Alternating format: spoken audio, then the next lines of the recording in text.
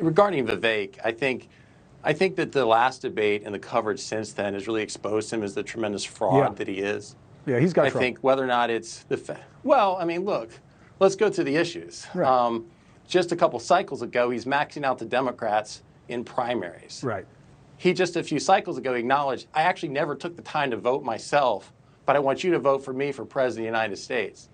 Just today, he flip-flopped on his position on TikTok and now says because he had dinner with somebody, he's decided he actually embraces TikTok, whereas before he said it was polluting us and we should be banning TikTok. The guy is a walking contradiction, and he has so many contradictions where he was just a month ago, 2 months ago, 6 months ago, a year ago, across the board. He's proven himself to be an absolute fraud. And I think that's why, candidly, since the last debate, you've seen him exposed on both the right and the left. Ken Cuccinelli, what do you want to hear from Mike Pence tonight? And what do you think the biggest challenge is for him with this audience?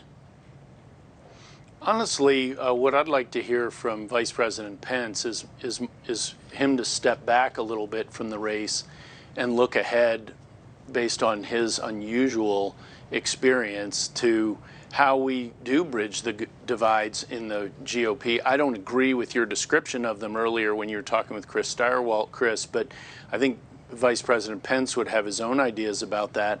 I don't think there is a realistic path forward for him in this nomination contest or in the race. But I do respect his history and his service, and I think America could benefit from, hearing an elder statesman as an elder statesman. I don't think he looked like an elder statesman during the first debate, but that would be a benefit tonight.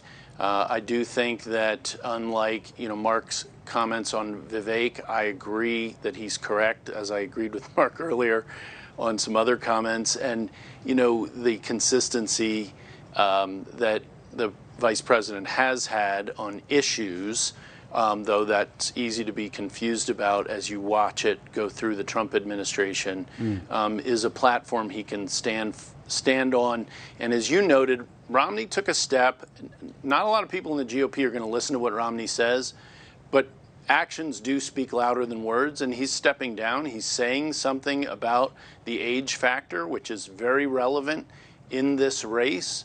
And I think today is a day to see that commented on by someone else in the race, like Vice President Pence. Aren't you better off? By the way, Romney was endorsed by Trump twice. So, it creates one of those additional tumultuous aspects where there's so much inconsistency by Trump as well, not just Vivek. But look, the disconnect here is that Vice President Pence is well positioned to comment on it. You have the party that was supposed to be character counts about principle. That was the distinguishing characteristic for much of my life.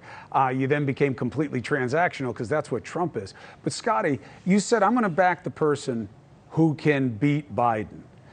Don't like 2 or 3 of the other people in the field give you a better chance of beating Biden than Trump does? That's why the Democrats want him.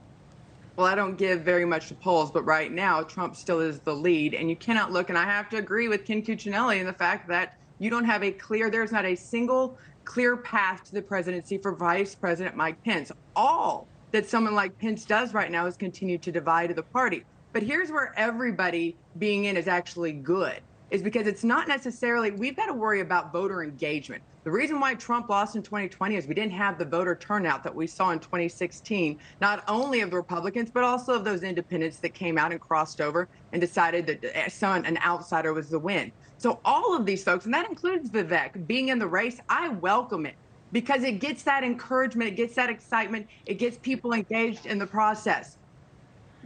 All right, listen, I appreciate each and all of you. Here's one thing that we know for sure. Pence is about to get the best opportunity he's had to date. He's got a story to tell, and your voters and a lot of people in this country are desperate for better. So this is his opportunity. Hey, thank you for watching.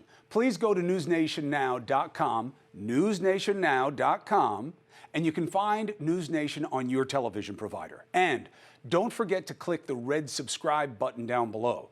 Then you will get more of NewsNation's fact-driven coverage.